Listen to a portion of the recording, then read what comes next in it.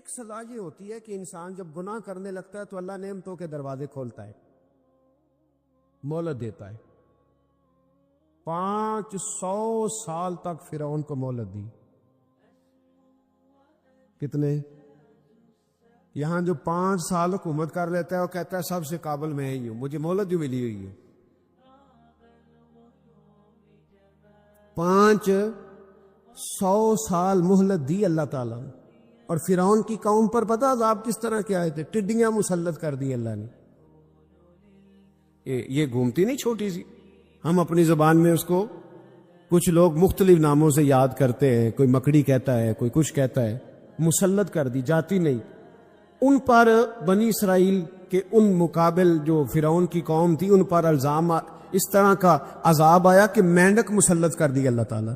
برتن کھولتے تھے اندر مینڈک نکلتا تھا، دنیا کی ہر دوائی استعمال کرتے تھے لیکن مینڈک نکل آتا تھا۔ تھوڑا سا سمجھا کرے چیزوں، ہمارے رنگ نہیں زیادہ گورے کہ ہم پر عذاب نہیں آتا۔ کوئی بہت زیادہ اللہ تعالیٰ معاف فرمائے دولت نہیں جمع کرا بیٹھے شاہی خزانے میں کہ ہم سے پوچھا نہیں جائے۔ یہ مہلت ہے، مہلت کو مہلت سمجھو۔ پھر جب پکڑ آتی ہے نا اللہ کریم کی، میں نے دیکھا ہے کروڑوں روپیہ، 6 اولادیں،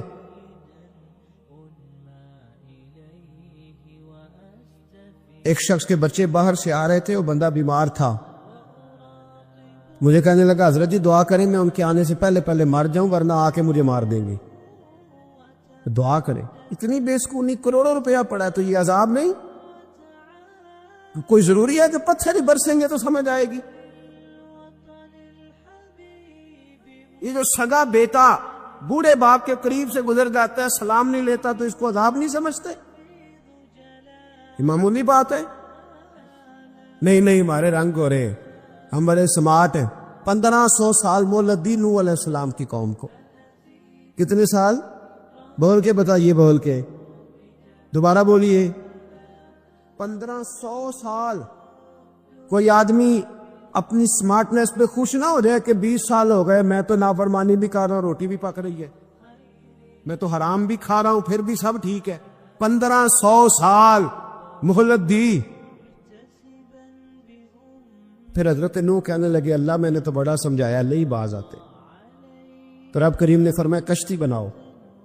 اللہ کے پیغمبر کشتی بنانے لگے تو قوم مذاق اڑانے لگ گئی۔ اب کیا کرنے لگے ہو؟ اب کشتی بنانے لگے ہو، خیر تو ہے، قوم مذاق اڑا رہی ہے حضرت نوح علیہ السلام کا۔ آپ نے کشتی بنائی، پانی کہاں سے نکلا؟ نہ بارشیں ہوئی نہ سیلاب آئے، ایک تندور تھا اس کے اندر سے پانی نکلنا شروع ہو۔ کبھی تندور سے بھی پانی نکلا ہے، پر جب نکالنے والا چاہتا ہے تو وہاں سے بھی ایک تندور سے پانی نکلا۔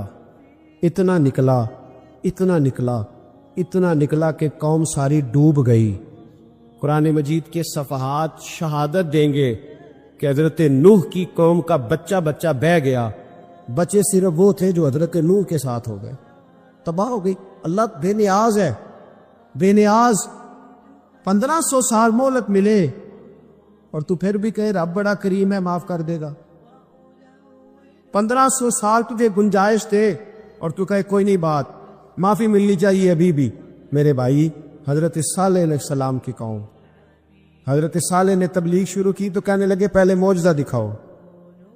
جی آج تو اتنا لوگ معجزے مانگتے آج بھی لوگ کرامتیں اور معجزے، اللہ معاف کرے، جو چیزیں معجزہ تو ہو نہیں نہ سکتا، لیکن آج بھی لوگ، آپ یقین کریں، کہتے ہیں یہ بڑی نمازیں پڑھتا ہے تو پھر بخشا کیوں نہیں گیا، پھر کیوں نہیں منو سلوا کیوں نہیں اترا اس پر، پھر میں بھی اسی طرح ہی ہوں، کیا اس کے اندر خوبی آ گئی؟ مولوی بھی ویسے ہی ہے، صوفی بھی ویسے ہی ہے، لوگ مان نہیں رہے، وہ دلیلیں مان نہیں رہے، ابھی بھی لوگ بحث نہیں کرتے، کیا فرق آ جائے ابھی؟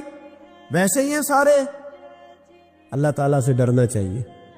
ہمیں سامنے والے کی طرف دیکھ کر صحیح ہونے کا حکم نہیں ہے، ہمیں اپنی اصلاح کا حکم ہے، اپنی طرف دیکھ کے اپنے آپ کو ٹھیک کرنے کا۔ الزام لگا کے گزر جانا اس کا کوئی مطلب؟ سنو اور یاد رکھو، حضرت صالح علیہ السلام سے کہنے لگے پہلے معجزہ دکھائیں، تو حضرت صالح علیہ السلام نے فرمایا اونٹ کہاں سے پیدا ہوتے ہیں؟ کہاں؟ اونٹنی کے بطن سے۔ فرمایا آؤ میں تمہیں پہاڑ کے اندر سے اونٹنی پیدا کر کے دکھاتا ہوں. کہاں سے؟ پہاڑ کے اندر سے. حضرت نوح ساتھ لے کے گئے تو پہاڑ کے اندر سے اونٹنی نکلی اور اونٹنی بھی گابن تھی, اس کے پیٹ میں بچہ, اور اونٹنی اتنا دودھ دیتی تھی کہ ساری بستی دودھ پی جاتی تھی, پھر بھی دودھ بڑھ جایا کرتا تھا.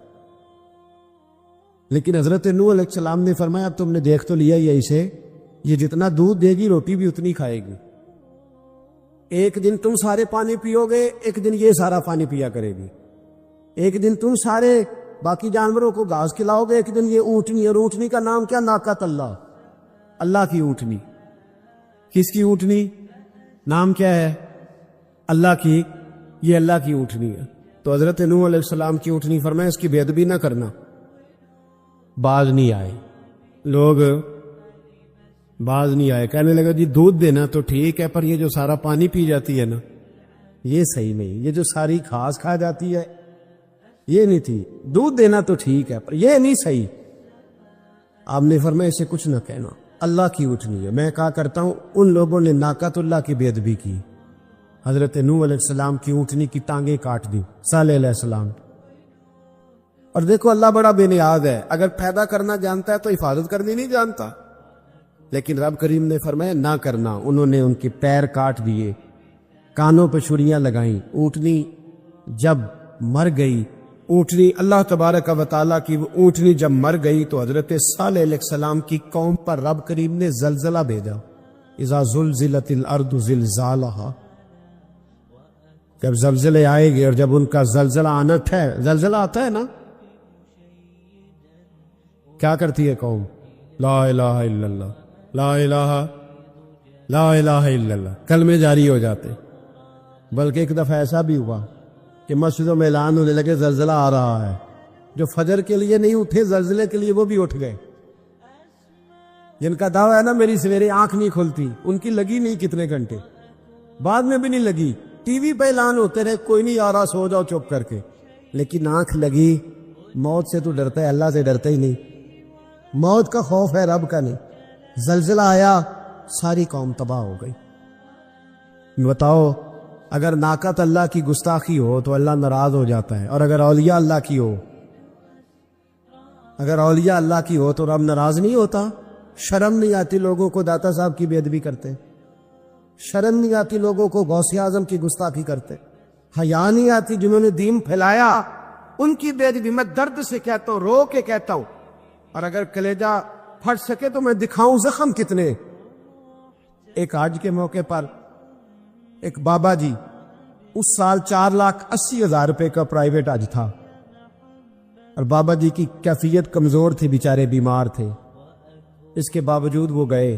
بوڑھے آدمی, جا کے بیٹھیے, بزرگ, اور کتنی مشکل ہے وہاں منا, مزدلفہ, عرفات, طواف زیارت, کتنا مشکل کام ہے طواف زیارت کرنا, طواف وداع کرنا. کس کٹھن سے حج کیا, بڑھاپے میں پیسے بھی لگائے. اور جب وہ روضہ رسول پہ گئے صلی اللہ ہو, اور انہوں نے جا کے نبی پاک صلی اللہ علیہ وسلم کے روزے کی طرف منہ کر کے درود شریف پڑھا تو ایک ملا نے اٹھ کے کہہ دیا تو مشرک ہے. تو میری روح کانپی. میں نے کہا تجھے شرم نہیں آئی, حیا نہیں آئی؟ اس کی عمر دیکھ, کس بڑھاپے میں کہاں سے چلا, کہاں آیا. یہ مشرک ہوتا تو کسی مندر میں جاتا, یہ مشرک ہوتا تو کسی گرجے میں جاتا. یہ مشرک نہیں, یہ مومن ہے. اور یہ وہ والا مومن ہے جس کے سینے میں دل جب دھڑکتا ہے تو خالی دھڑکتا نہیں, ساتھ وہ محمد عربی پہ درود و سلام بھی پڑھتا ہے. شرم نہیں آتی لوگوں کو, اتنی بڑی گستاخی کرتے. جو روزہ رسول پہ آیا مشرک ہے. میں نے ایک مولوی کو صاف صاف کہا تھا, میں نے کہا اگر میں مشرک ہوں تو نکالو, مشرک کا داخلہ تو یہاں ویسے ہی منع ہے. شرم نہیں آتی, اپنی زبان کا ایک پاس کرو کچھ. اتنا ظلم, اتنی بڑی فرقہ واریت امت میں, اتنا امت کو تقسیم کرتے ہو, تمہیں شرم نہیں آتی؟ جہاں سے اتحاد کا پیغام دینا چاہیے وہاں سے تم لوگوں کو فرقے کا پیغام دیتے ہو, ایک مقصود فرقے کی تبلیغ کرتے ہو. خدا را, تو میں کہہ رہا ہوں ناقۃ اللہ کی بے ادبی پہ عذاب آتا ہے, تو اولیاء اللہ کی بے ادبی پہ نہیں آتا.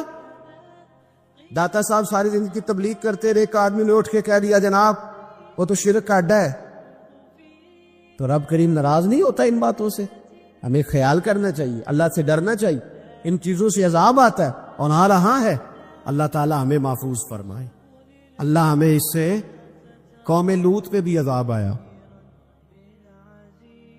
ہم جنس پرستی، مرد مردوں سے بدکاری کرتے، حضرت نوح نے سمجھایا کہ یہ کام درست فطرت کے خلاف ہے، یہ کام درست نہیں۔ جب انسان یہ کام کرتا ہے تو زمین اور آسمان کانپتے ہیں۔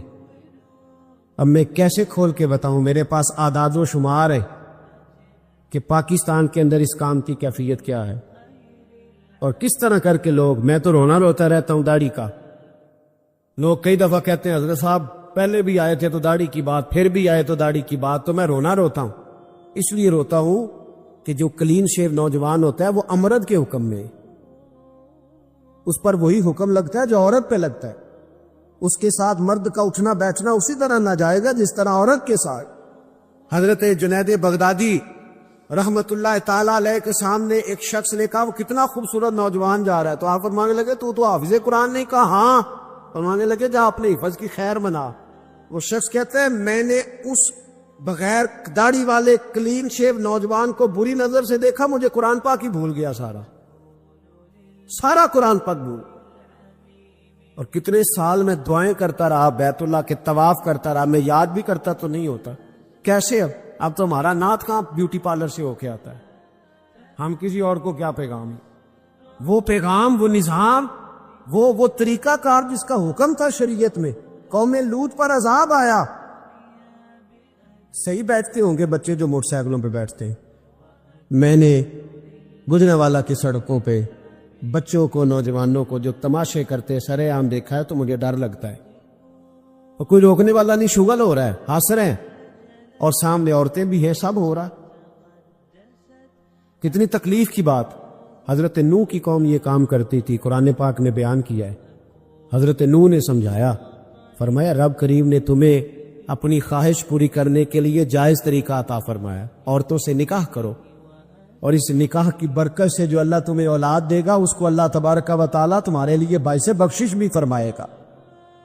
لیکن جب قوم نہ مانی تو جو قوم لوط کا عمل کرے اس کا علاج قرآن نے بیان فرمایا کہ آسمان سے پتھر برسیں گے، پھر پتھر برسے، اور جن کے بڑے بڑے اچھے دماغ تھے ان کے دماغ چکنا چور کر دیے گئے، تباہ کر دیے گئے، ان کے دماغ زمین پر بچھاڑ دیا گیا۔ اللہ مہلت دیتا ہے، لیکن اس کا مطلب یہ نہیں کہ انسان توبہ ہی نہ کرے۔ حضرت شعیب علیہ السلام کی قوم پر بھی عذاب آیا، اس لیے کہ بددیانتی کرتی تھی، ناپ تول میں کمی کرتی تھی۔ میں نے کہا تھا شب قدر کی رات کہ یہ کوئی تماشا ہے کہ شب رات آئی تو ساری رات روتے رہے، یا اللہ معاف کر دے، یا اللہ معاف کر دے، رو رو کے چیخے مار مار روئے۔ شب قدر آئی تو پھر چیخے ماری، ساری رات روئے۔ تو جس بندے کا پروگرام ہی نہیں سویرے بدلنے کا، دکان پہ بیٹھ کے پھر وہی ناپ تول میں کمی، پھر وہ اللہ تعالیٰ معاف کرے۔ میں ایک مضمون پڑھ رہا تھا تو وہ فوڈ کے اسپیشل لوگ نے لکھا تھا مہربانی کرو ملاوٹ ہی اچھی چیز کی کر لو، مرچ میں کیری تو نہ ملاؤ اینٹوں کی، وہ تو بیمار کرتی ہے، وہ تو خون کی آنتوں کو روک دیتی ہے۔ وہ کہنے لگا، اور وہ کہتا ہے میں تمہیں بتاتا ہوں کون کون سی چیز ملائی جا سکتی ہے، وہ ملا لو۔ خدا را اس قوم پہ رحم کرو، مہربانی۔ ایک دوست ہے ہمارے، میں وزیر آباد میں ان کے گھر بیٹھا تھا تو ایک میڈیکل، میرا کسی شخص پہ اعتراض کرنے کا میں مجموعی بات کرتا ہوں، میں ایسے ڈاکٹروں کو جانتا ہوں جو اللہ تعالیٰ فضل کرے سچ مچ کے نیک ہیں، اچھے لوگ۔ تو بچے کا میڈیکل سٹور ہے، تو والد بیمار ہو گیا، تو کہتا ہے ابا جی ڈاکٹر صاحب نے کہا آپ کو ڈرپ لگنی ہے، تو سگے باپ کو ڈرپ لگانے لگا، تو باپ کیا کہتا ہے پتر تیری مہربانی مینوں کوئی اصلی لائی، او نہ لائی جڑی لوکاں نو لانے۔ اب وہ پیار سے سنا رہا ہے بات۔ میں نے اسے کہا کہ یہ تو ڈوم مرنے کا مقام ہے نا، ڈوم مرنے کا مقام، کہ اس ملک کے اندر دوائی بھی صحیح نہ بکے، اصلی نہ ملے دوائی بھی، اور پھر وہ قوم کہے کہ ہم نے تو پورے روزے رکھے، ہم نے تو بڑا صدقہ اور خیرات کیا، دوائی بھی اصل نہ ملے۔ جناب شعیب علیہ السلام کی قوم ناپ تول میں کمی کرتی تھی، تو اللہ تبارک و تعالیٰ نے ان پر بتا عذاب کس طرح کا بھیجا، شدید گرمی ہوئی۔ اللہ ہمیں محفوظ فرمائے۔ سارے آمین کہہ دیا. دیکھے کتنا اچھا موسم کر دیا رب کریم. اللہ ہمیں محفوظ فرمائے, اللہ رحمت فرمائے. شدید گرمی کی لہر آئی, باہر اتنی گرمی ہوئی کہ لوگ اپنے گھروں میں گھس گئے. جس طرح سورج کی شعائیں گھروں کے اندر داخل ہو جاتی, اس طرح گرمی کی لہر اندر داخل ہوئی. اور جس طرح کسی کو آگ لگ جائے تو وہ آدمی اچھلتا کودتا ہے نا, اس طرح یہ لوگ اچھلنے لگے اور اچھل کود کے مر گئے. جرم کیا تھا؟ ناپ تول میں کمی کرتے. حضرت داؤد کی قوم بھی تباہ ہوئی. جرم کیا تھا؟ ہفتے والے دن مچھلیاں نہیں پکڑنی تو یہ پکڑتے تھے. حکم ہے نا مسلمان کو نماز کے ٹائم کوئی اور کام نہیں کرنا, نماز پڑھنی ہے.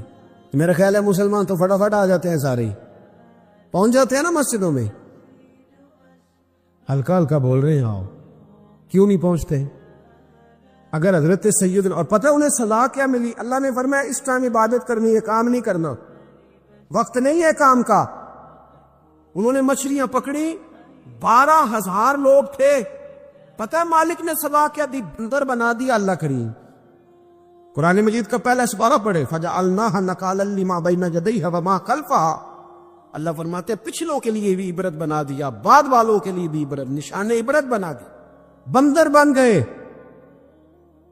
اور جو ان کے دوست جو بچ گئے تھے ان کے پیر چومتے تھے, روتے تھے.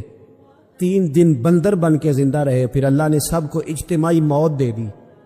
اگر مسلمان سے اللہ کہے کہ نماز کے ٹائم کاروبار نہیں, جمعے کے ٹائم کاروبار ہے, تو مسلمان کہتا ہے نہیں مجھے مہلت ملی ہوئی ہے. حضرت ملا رومی نے مثال دی ہے.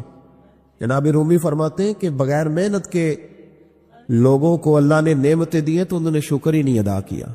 اندھے سے پوچھ آنکھ کی قدر کیا ہے, پوچھ اندھے سے, پوچھ معذور سے کہ ٹانگوں پہ چلنا کتنی بڑی نعمت ہے. کبھی پوچھ اس سے جس کا مکان تو ایک کنال میں ہے پر رونے والا بچہ کوئی بھی نہیں. پوچھ اس سے جس کی جیب دولتوں سے بھری ہوئی ہے پر کوئی نہیں کہتا کہ ابا 10 روپے دینا. پوچھ یہ کتنی بڑی تکلیف ہے. حضرت رومی نے لکھا ہے اور فرماتے ہیں کہ ایک والد تھا تو اس نے بڑی دولت کمائی تھی, تو اس کا بیٹا بے دریغ ہی اڑاتا رہتا تھا. کبھی ادھر پیسے بھگا دیے, کمائے نہیں تھے نا, محنت نہیں نہ کی تھی, کمائے نہیں تھے. والد بڑا سمجھاتا تھا پر سمجھ نہیں آتی تھی. لیکن اس کے ابا کے ذہن میں ایک بات آئی, وہ کہنے لگا بیٹے یار میں کنگال ہو گیا ہوں, اچانک حالات خراب ہو گئے, ایک آنا مجھے چاہیے, دوائی خریدنی ہے, کہیں سے لے کے آؤ. اس نے کہا ابا مسئلہ ہی کوئی نہیں, یار ہی بڑے ہیں, بہت سارے لوگوں کے ساتھ رات میں جاتا ہوں روٹی کھانے ہوٹل میں, کئی ہیں جو میرا انتظار کر رہے ہوتے ہیں, فیس بک والے اور جناب وہ سیلفی والے بڑے سارے ہیں جو کہتے ہیں تیرے بغیر گزارا ہی نہیں. بڑے ہیں جو روز سویرے اٹھ کے پہلے مجھے السلام علیکم کا میسج کرتے ہیں, پھر اس کے بعد کسی اور سے. بڑے ہیں, کوئی مسئلہ ہی نہیں. ایک کے پاس گیا, ایک آنا چاہیے, اس نے دے دیا, لا کے ابا کو دیا. تو ابا گھر کے اندر جو امیر لوگ ہوتے تھے گھر میں کنواں کھدوا لیتے تھے. ابا کنویں کے کنارے بیٹھا تھا, جب بیٹے نے آنا لا کے رکھا تو اس نے پانی میں پھینک دیا. اگلی صبح پھر کہا بیٹے ایک آنے کی ضرورت ہے, دوا خریدنی ہے. اس نے کہا مل جائے گا. وہ 2 4 5 دوست ابھی ہیں بڑے مالدار, ان سے جا کے کہا, ایک سے آنا لایا, ابے نے پھر پھینک دیا, تیسرے دن بھی پھینک دیا, چوتھے دن بھی. یار اب ختم ہو گئے. کچھ آہستہ آہستہ دوستوں کو پتہ چل گیا کہ کنگال ہو گیا ہے, خبر پھیل جاتی ہے نا, اب بھوکا ہو گیا. اب آہستہ آہستہ موبائل بند ہونے لگے, آہستہ آہستہ جو ہے وہ نمبر بلاک ہونے لگا, حالات بگڑ گئے. اب جب اسے پتہ تھا کہ یار تو اب دروازہ کھٹکھٹاتا ہوں تو کہتے ہیں کہ اسے کہہ دو میں گھر نہیں, ابا نے تو آنا مانگنا ہے, اور میں بے دریغ دولت ابا کی اڑاتا رہا ہوں. اب یہ بھی نہیں کہہ سکتا کہ مجھے دیتا کوئی نہیں. شہر سے باہر نکل گیا, سارا دن مزدوری کی, جد و جہد کی, کبھی کام کیا نہیں تو ہاتھوں پہ چھالے پڑ گئے. بڑا مشکل ہوتا ہے جن لوگوں نے کام نہ کیا ہونے کرنا پڑ جائے تو. تکلیف کا شکار ہو کے ایک آنا کمایا, شام کو لا کے والد کی ہتھیلی پہ رکھا تو اس نے پھینکا نا جب کنویں میں, تو چیخ پڑا, کہنے لگا ابا جی آپ سیاڑے بیاڑے بندے ہیں, روز پیسے لا کے دیتا ہوں, کون پھینک دیتے ہو, کو کرنے والی بات کرو. نہیں دوائی کھانی تو نہ کھاؤ, ضائع کیوں کرتے. بیٹے کو باپ نے تھپکی دے کے بٹھا لیا. اس نے کہا بیٹا میں نے پہلے دن تو نہیں پھینکا, تو 7واں دن میں روز پھینکتا ہوں, آج تیری چیخیں کیوں نکلی. کہنے لگا ابا پہلے ادھار کے تھے, آج مزدوری کے ہیں. نہیں سمجھ آئی بات. پہلے بولیے, اور آج میری محنت ہے، مزدوری ہے، جد و جہد ہے. تو والد کہنے لگا بیٹے یہی میں تجھے سمجھانا چاہتا تھا، وہ میرے بھی محنت کے ہیں جو تجھ روز یاروں کو کھلاتا ہے، میں نے بڑی جد و جہد سے جمع کی ہے، میں کنگال نہیں ہوا، صرف تجھے سمجھانا تھا. او بھائی یہ آنکھیں تیری محنت کی نہیں نا، اس لیے تو شکر نہیں ادا کرتا. یہ وجود، یہ ٹانگیں، یہ شعور، یہ تیری جد و جہد کا نہیں. جو عقل کی دولت اللہ نے دی ہے نا، یہ تیری محنت کی نہیں. اگر محنت کی ہوتی تو سجدے میں پڑا رہتا، تو خیال کرتا. اللہ نے آنکھیں دی ہے قرآن دیکھنے کے لیے. جب کوئی کسی گندی چیز کو دیکھتا ہے تو ناشکری کرتا ہے، جب غلط طرف اٹھاتا ہے یہ چیزیں تو ناشکری کرتا ہے. صاحبو یاد رکھنا اور اس پر ضرور غور کرنا کہ جب نعمتوں کا شکر ادا نہ کیا جائے تو پھر ہمیں استغفار کا حکم دیا گیا ہے. پھر کیا کرنا ہے ہم نے؟ استغفار کا، یا اللہ ہم تیری نعمتوں کا شکر ادا نہیں کر سکے تو ہمیں معاف فرما دے، تو ہم سے درگزر فرما، معاف فرما. نقصان ہو جائے تو کہتے ہیں اللہ کی مرضی تھی، اور فائدہ ہو جائے تو کہتے ہیں میں نے محنت ہی بڑی کی تھی، میری جد و جہد بڑی تھی. ایک بچہ ایک دفعہ میرے پاس کہیں انٹرویو کے لیے جا رہا تھا تو دعا کرانے آیا، کہنے لگا میں نے وہاں جانا ہے، دعا کیجیے گا اللہ تعالیٰ کامیابی دے. میں نے دعا کی، کچھ اس کو پڑھنے کو بتایا، لیکن کامیاب نہ ہو سکا، لوٹ آیا. تو میں نے پوچھا کہ کیا بنا؟ کہنے لگا حضرت صاحب بس اللہ کی مرضی تھی، اللہ کی مرضی تھی. پھر ایک دفعہ گیا تو نہ کہا اللہ کی مرضی تھی. تیسری دفعہ گیا کامیاب ہو گیا. تو بھئی اب کیا بنا؟ کہنے لگا جی جب میں داخل ہوا تو اس نے جاتے ہی مجھ سے پوچھا سب سے پہلا سوال یہ کہ تمہیں جنرل نالج کی بھی کچھ معلومات ہے یا شعبے کے آدمی ہو؟ تو میں نے کہا جناب پوچھیے. تو انہوں نے پاکستان کا حدود اربہ پوچھا تو میں نے فٹافٹ بتا دیا. پھر انہوں نے مجھ سے پوچھا کہ یہ جو مینار پاکستان ہے اس کی تجویز کس شخص نے دی تھی؟ تو میں نے فٹافٹ اس کا بھی نام بتا دیا. پھر شارٹ ہینڈ کے ایک دو سوالات اس نے کیے تو وہ بھی میں نے بتا دیے، تو الحمدللہ کامیاب ہو گیا. میں نے کہا بیٹے جب تو ناکام ہوا تھا تو اللہ کی مرضی تھی، اور کامیاب ہوا ہے تو میں لگا دی. اب اللہ کی مرضی کدھر گئی؟ یہ اتنا بڑا نقص ہے انسانی فطرت کا، اتنی بڑی کمزوری ہے کہ معاذ اللہ تعالی ہم کمزوریاں قدرت کے کھاتے میں ڈال دیتے، اور ناکامیاں قدرت کے کھاتے میں، اور کامیابیاں. کیا تماشا! حالانکہ ہونا یہ چاہیے تھا کہ جہاں انسان کمزور پڑے تو کہے میری غلطی تھی، میری غلطی تھی. صوفیاء یہ سبق دیتے ہیں، اللہ کے بندے یہ پیغام دیتے کہ جب تو کہیں ناکام ہو جائے تو سمجھ جا یہ تیری، اور جب تو کامیاب ہو جائے تو سمجھ رہے اللہ راضی ہو گیا تھا، اللہ نے رحمت کر دی، اس نے فضل کیا. تو شکریہ نہ کرنے پر بھی استغفار کرنا چاہیے کہ اللہ تو نے بڑا کچھ دیا تھا پر میں شکر ادا اس پر بھی. ہمارا تو اب یہ حال ہے کہ جو ہمارے پاس چیزیں ہیں وہ ہم کہتے ہیں یہ تو میرا حق تھا، لیکن جو نہیں وہ مجھے فٹافٹ ملنی چاہیے. مطلب اگر میرے پاس صحت ہے تو اس کو میں اپنا حق سمجھ لیتا ہوں کہ یہ تو میرا، یہ چونکہ ٹھیک ہے جی، یہ تو صحیح ہے، تندرستی ہے یہ تو ٹھیک ہے، لیکن کار کوئی نہیں، وہ ذرا مل جانی چاہیے. اولاد تو میرے پاس ہے، وہ تو میرا حق تھا، میرا رائٹ تھا، معاذ اللہ وہ تو ہم نے حق بنا لیا. اور میرے پاس بنگلہ کوئی نہیں، وہ مجھے فٹافٹ مل جانا چاہیے. بھئی یہ کس طرح تیرا حق تھا، کس حساب سے؟ یعنی جو چیزیں ہیں ان کو سنبھالنے کی فکر نہیں ہے، اور جو نہیں ہے ان کے طلب کی فکر لگی ہوئی ہے. شکر نعمت کو محفوظ کر دیتا ہے، شکر نعمت کو محفوظ کر دیتا ہے، اور ناشکری نعمت کو لَئِن شَكَرْتُمْ لَأَزِيدَنَّكُمْ وَلَئِن كَفَرْتُمْ إِنَّ عَذَابِي لَشَدِيدٌ. اللہ فرماتے شکر کر میں تیری نعمتوں میں اضافہ کر دوں، اور ناشکری کرے گا تو عذاب دوں.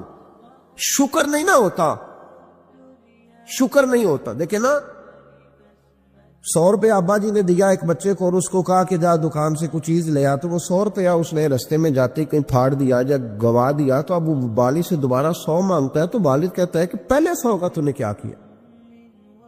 نہیں سمجھ آئی آپ کو میری بات؟ پہلے 100 کا کیا کیا؟ تو وہ کہے گا جی با میرا دل کرتا تو میں نے پھاڑ دیا. جوان بچہ ہے، سمجھدار ہے، 12-14 سال کا ہے. میرا دل کیا تو میں نے پھاڑ دیا، ختم ہو گئی بات. تو ابا نیا 100 دے دے گا؟ سبحان اللہ. کتنے خوش ہو کے آپ کہہ رہے ہیں نہیں دے دینا سے، یہ کیسے ہو سکتا ہے؟ بھائی کروڑ پتی والد بھی ہو تو 100 کا نوٹ دوبارہ دیتا کیوں؟ باپ بیٹا نہیں اس کا پیار نہیں، کیوں نہیں دے رہا؟ وہ کہتا تو نے میرے پہلے 100 کی قدر نہیں ڈالی، نیا تجھے کیسے مل جائے؟ انہیں خیال ہی نہیں کیا. تو نے جدوجہد ہی نہیں کی، تو نے ایک استغفار اس بات کا ہے کہ دیکھیں نا، یہ رسول پاک علیہ السلام کا فرمان، یہ حدیث امام راضی نے لکھی ہے، اور نبی پاک کی فرمان کے لحاظ سے جو چیز ہمارے سامنے آئے نا، اس پر ہماری آنکھیں بھی کھول جانی چاہیے، دل بھی کھول جانا چاہیے، کہ کوئی خاص ہی بات تھی جو حضور نے بیان فرمائی صلی اللہ علیہ وسلم۔ سرکار دو عالم علیہ السلام نے فرمایا ایک آدمی نے 500 سال بغیر ریاکاری کے اللہ کی عبادت کی۔ کتنے سال؟ یہ 5 سال نہیں ہوتی بغیر ریاکاری کی۔ تہجد پڑھنے والا جب تک 6 لوگوں کو بتانا نہ دے تہجد پڑھی ہے، اتنی دیر تو تہجد آگے بڑھتی نہیں، کم از کم 6 بندوں کو پتا ہونے چاہیے۔ اور میرے جیسے حاجی نمازیوں کا تو دل کرتا ہے کہ وظیفے پہ بندہ رکھا جائے جو تعریفیں کرے صبح و شام، قاری صاحب کی کیا بات ہے، حضرت صاحب کی وظیفہ دیں گے اس کو مہینے کا، وہ تعریف کرے کھول کے کہ آپ کی بڑی بات۔ یہ مرض ہے، تعریف سننا نا یہ بیماری ہے، اس نے جھوٹ کو جنم دیا ہے، بہت بڑا مرض ہے۔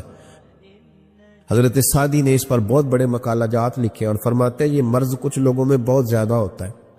ایک امیروں میں، امیر لوگ ناراض نہ ہو جائیں، پر انہوں نے کہا ہے تو کوئی حکمت ہوگی نا، امیروں میں تعریف سننے کا مرض بہت زیادہ ہوتا ہے۔ فرماتے ہیں ایک بادشاہوں میں اور تیسرا عورتوں میں، ان میں یہ بیماری بہت زیادہ ہوتی ہے۔ کوئی تعریف نہ کرے تو خود اپنی کرنی شروع کر دیتے، خود ہی کہہ دیتے ہیں کہ وہ کیا بات سی، میرے ابا جی تے وہ تے 100 حال چلدا سی تے 150 بندہ ٹکر کر، ابا جی دی چھڑ تو دس تیرے کنے چل دین، تیرے کو کنے بندے روٹی کھاندے، اپنی بات کرنا۔ اقبال کہتا ہے تھے تو وہ آباد تمہارے ہی مگر تم کیا ہو، ہاتھ پہ ہاتھ درے منتظر فرداؤ، ابا جی کی دادا جی کے چھوڑ اپنی کر، ہمیں تو تیرا پتہ ہے تو اپنی بات کر، تیرے اندر بھی کوئی چیز ہے کہ نہیں۔ ابا دادا تو سب کے بڑے، حضرت آدم کی اولاد ہے تو حضرت آدم نبی تھے، تو باپ دادا تو سب کے بڑے بڑے ہی ہیں، بات یہ ہے کہ اپنی بات کرنی چاہیے نا۔ تو یہ بیماری ہے، یہ نقص ہے۔ 500 سال بغیر ریاکاری کی عبادت، اور بیان میرے نبی کریم علیہ السلام فرما رہے ہیں 5، بولیے، یہ بہت بڑا مسئلہ ہے، دکھاوا نہ ہو، ریاکاری نہ ہو۔ ہم مجالس میں جاتے ہیں نا جناب، محافل میں، تو لسٹ ملتی ہے، یہ چوہدری صاحب نے صدارت ہے، انہوں نے خصوصی تعاون کیا ہے، تو یہ فلانے صاحب ہے تو ان کا بھی نام لینا ہے۔ تو میں کبھی کبھی کہہ دیتا ہوں کہ یار آپ نے تو کہا تھا یہ نبی پاک کی تعریف کی محفل ہے، اور یہ آپ نے لسٹ لگا دی ہے پوری تعریف کرنے والوں کی۔ کچھ ضروری ہے کسی کا نام لینا اور اس کا جناب ذکر کرنا اور اشتہار پہ اس کی فوٹو آنا، یہ کچھ ضروری ہے؟ ویسے بھی کوئی اچھا لگتا ہے کہ نبی پاک کے نام کی محفل اور میں صدارت کر رہا ہوں؟ ڈرنا چاہیے نا مجھے اللہ تعالیٰ، حضور کی محفل اور میری صدارت، اس پر کبھی غور کرے۔ اگر کوئی راہ طریقت کا مسافر ہوگا تو تڑپ جائے گا کہ نبی پاک کے نام کی محفل اور سرپرستی ایک ایسے آدمی کی جس کو وضو تک نہیں کرنا آتا، چھ معنی دار ہے، وہ دھندا ہے معاذ اللہ تعالیٰ، جس کا جو دل کرے وہ کرتا جائے۔ 500 سال بغیر ریاکاری کی عبادت کی، 5 بڑا مشکل ہوتا ہے۔ حضور فرماتے ہیں یہی بندہ جب اللہ کے حضور کھڑا کیا جائے گا تو رب کریم اس سے کہے گا کہ چلو اس کو میرے فضل سے جنت ملے گا، تو عرض کرے گا مالک فضل تو ٹھیک ہے پر 500 سال لگائے میں نے 5۔ وہ مولوی صاحب میری طرح کے بیچارے جو امام مسجد ہوتے ہیں نا، تو وہ بھی کہتے ہیں جب میں آیا تھا تو 30 بچے تھے مسجد میں، اب 80 ہو گئے۔ اور بھائی یہ بندوں کو بتانے کی کیا ضرورت ہے، یہ تو اللہ کی رضا کے لیے ہے نا، تو چھوڑ اس میں اتنا تذکرہ کرنے کی کیا حال ہے۔ 500 سال جس نے لگائے، بول پڑا یا اللہ 500 سال لگائے اور تو کہتا ہے کہ اس کو میرے فضل سے لے جاؤ، تو رب کریم نے فرمایا چلو کوئی نہیں، پھر انصاف کر لیتے ہیں، الٹی آنکھ کی روشنی نکال کے ترازو کے ایک پلڑے میں رکھو اور 500 سال کی بغیر ریاکاری کی عبادت دوسرے پلڑے میں رکھو۔